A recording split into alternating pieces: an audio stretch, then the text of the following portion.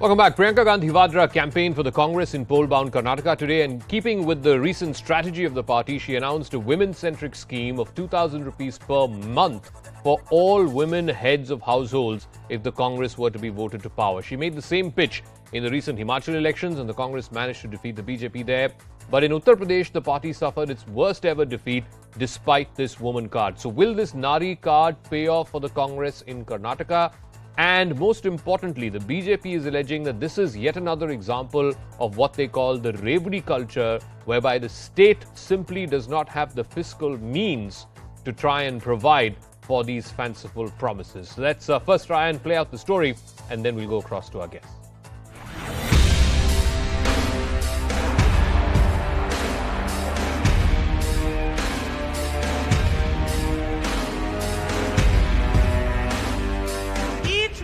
Each head of a family who is a woman will get 2,000 rupees per month. That means 24,000 rupees will be directly sent to your account in a year. ನನಗೇನು ಅಂದರೆ ಒಂದೇ ಒಂದು ಪ್ರಿಯಾಂಕಾ ಗಾಂಧಿ ಬರಲಿ, ಅವರು function ಮಾಡಲಿ, ನಮ್ಮದೇನು ಪತ್ರ ಇಲ್ಲ, ಚೆನ್ನಾಗಾಗಲಿ. ಆದರೆ ಅವ್ರ ಟೈಟಲ್ ನಾನು ನೋಡಿದೆ, ನಾನು ನಾಯಕಿ ಅಂತ. ನಾನು ನಾಯಕಿ ಏನು ನಮ್ಮ ಪ್ರಿಯಾಂಕಾ ಗಾಂಧಿ ಫೋಟೋ ಇಟ್ಟು ನಾನು ನಾಯಕಿ ಅಂತಂದರೆ, ನಾನು ನಾಯಕಿ ಅಂತಂದು ತಾನೇ ಸ್ವಯಂ ಭೂದಿಂದ ನಾನು ನಾಯಕಿ ಅಂತ ಹೇಳ್ಕೊಳ್ಳುವಂಥ ಒಂದು ಪರಿಸ್ಥಿತಿ ಅವ್ರಿಗೆ ಬಂದಿದೆ.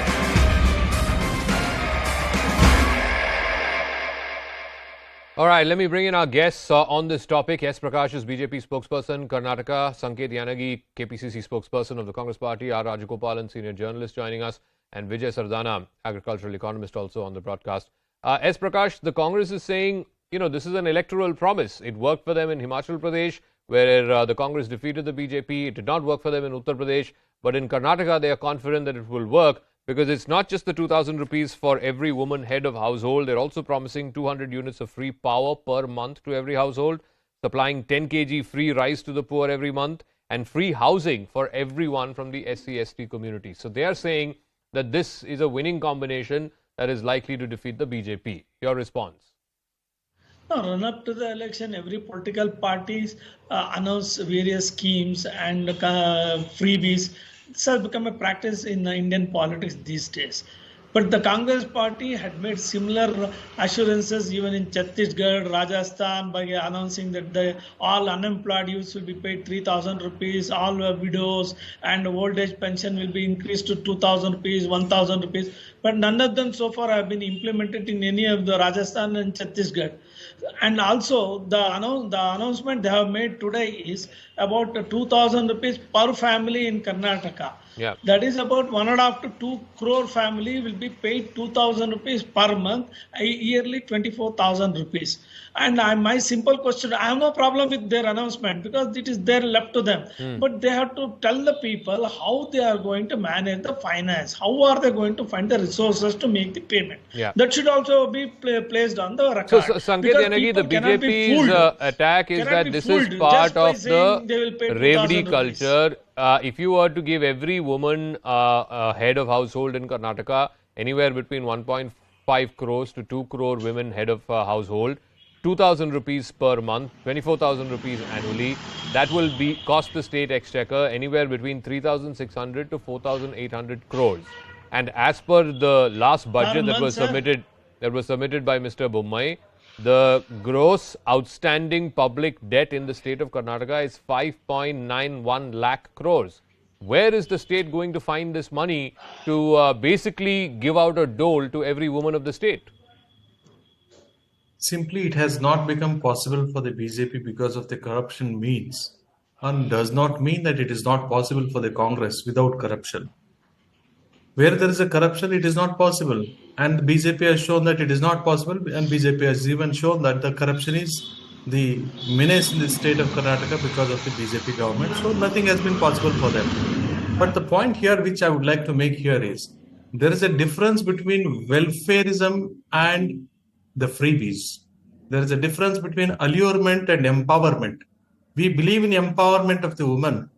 And since it is a part of the empowerment policies which we have for the woman, so we were empowering and we have a strategy for it. No, Why but would Mr. we Yanagi, reveal everything to the BJP by at this paying stage? every woman of the state, I can understand, women below the poverty line, women below, a certain threshold of income, but by paying every woman of the state 2,000 rupees a month, where is the welfareism? This is a universal dole that you're giving. So, since every woman in the state is suffering because of the price rise, because of the gas fuel prices which have been hiked, or the cylinder prices which have been hiked by the BJP government, we are not despairing, or we are not unequally treating any woman. Okay. So we are trying to empower every woman. We are trying to give strength to every woman. Every woman is suffering in the state of Karnataka. Okay, We have S. concern Prakash, for quick every response, woman. after which I'll go to Mr. Rajgopalan as well as Mr. Sardana. S. Prakash, all women are suffering because inflation hits women more than it does men. Household budgets have been stretched. Gas prices have gone through the roof.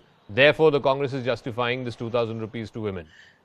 No, since 2014, congressmen are suffering, not the women of Karnataka or India, because they have no source of income. They have no source to loot the public exchequer's money. How they ruled the country in 2014, everybody has seen it. The point I am saying is, it is their right to declare whatever the freebies they want to. We have no objection to it. It is going to cost 48,000 crore rupees per annum. For the 2,000 rupees they want to dole out to the all women, and also 7 rupees per unit. 200 unit free means per home 1,400 rupees they have to dole out. Once again, it will be 1 crore to 1.5 crore households will be getting 1,500 rupees free electricity, and once again that will be another add 30,000 crores to it, and 75,000 crore rupees they have to make accommodate. The total budget of Karnataka is 2.5 crores, out of which 50% goes to the salary, pension, and other standing expenditure. Interest has to be paid, about a large amount of interest has to be paid for the 5 lakh loan, 5 lakh crore loan, which is in Karnataka. Where do they get the money? They should give the account for that. They should place the Mr. Rajgopalan, to respond to that, just on the issue of just on the issue of this dole to women, anywhere between 35,000 to 45,000 crores is what it will cost the state exchequer. As per the medium-term fiscal plan that was submitted by Mr. Bommai last year, the debt burden currently is at 5.91 lakh crores. It is expected to touch something like 6.6 lakh crores by 2024-25. And if you add another 30 to 40,000 crores to that, then you're easily looking at 7 lakh crores as the total public outstanding debt just in the state of Karnataka. Is this Revdi culture? Does every woman of the state need 2,000 rupees? Congress wants to replicate the Manrega program type of fraud and corruption in Karnataka. Congress gives a false hopes, as they given old pension scheme in Himachal Pradesh, and they are fighting it out. They are blaming it on center, and they say center is not giving the money for old pension scheme. Similarly, this 2,000 rupees free electricity, everything will be put on the center. Congress is creating a fake narrative. Congress is creating a false narrative in Karnataka, and they will have a boomerang effect on them. But Mr. Rajagopalan, in Himachal Pradesh, you referred to old pension scheme. That was the first decision taken by the new Sukhu government. In fact, Himachal Pradesh is one of the few states that has reverted to old pension scheme. The money? Have they given the money? No, they've not given the money, but it won them the election. It is like NEET. Like Tamil Nadu, MK Stalin said, NEET we will abolish. We will give 1,000 rupees. State government of Tamil Nadu is unable to give 1,000 to state women. That is why state government of Tamil Nadu is suffering from fake narrative. Similarly, Congress is doing a fake narrative in Karnataka. Apart from that, Zaka, Priyanka Gandhi is a Congress leader. Where is Mallikarjun Kharge? And she is going to his own town, Mallikarjun Kharge. And where is Mallikarjun Kharge? If he says, we will believe. And who is she to announce this? What is her responsibility today? No, so let me come back to the math of this. And I want to ask Mr. Sardana, because he's been very passionately talking about this.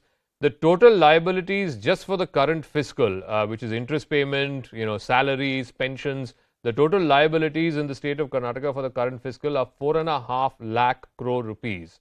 Where is the state going to be able to afford to pay another 30 to 40,000 crore rupees to women? It's not just that. 200 units of free power every month to every household. Now, politically, they can also look at the example of Aam Aadmi Party and say that, look, Aam Aadmi Party promised this in Delhi and other places in Punjab, and they won elections. Political parties at the end of the day need to win elections. Whether the math adds up or not, economics adds up or not, that though once you get to power, you will decide or deal with. First of all, good evening to all of you and to all your viewers. See, I filed at a PIL in Supreme Court when the whole freebies argument was going on. Yeah. Based on my request, there was already notice issued by Election Commission to all the political parties that whatever election promises they are making, they have to give a fiscal implication of that in writing to Election Commission.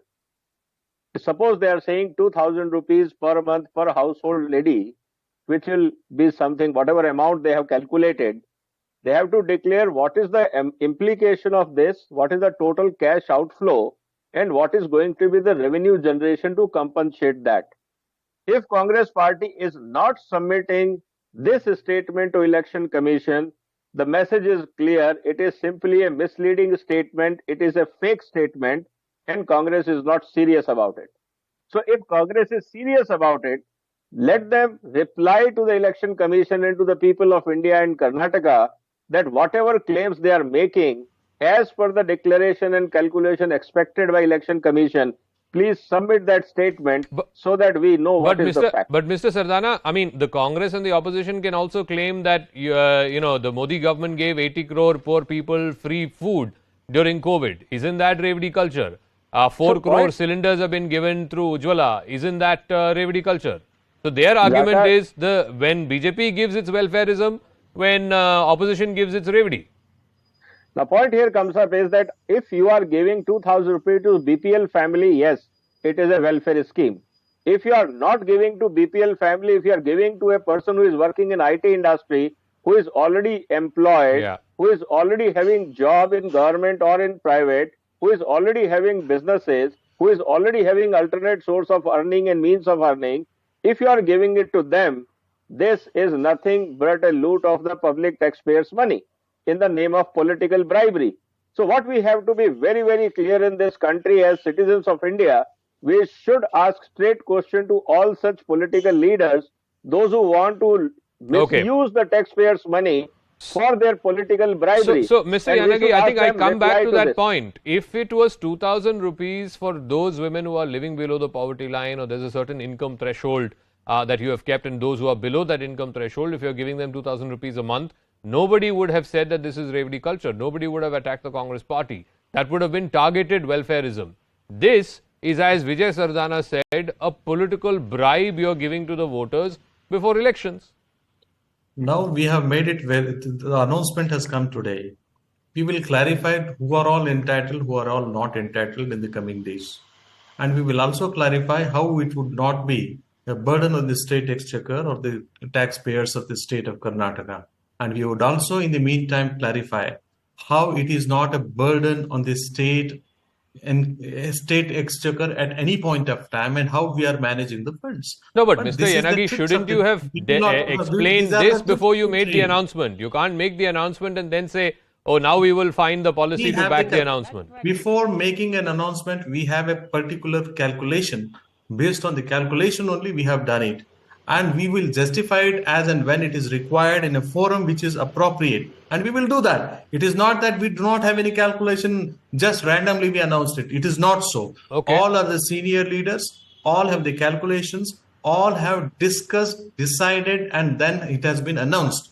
And we have the strategy for it, how to take it forward. Prakash, you can call it bad economics, and surely it is bad economics if the state has to spend another 30 to 40,000 crores to fund this.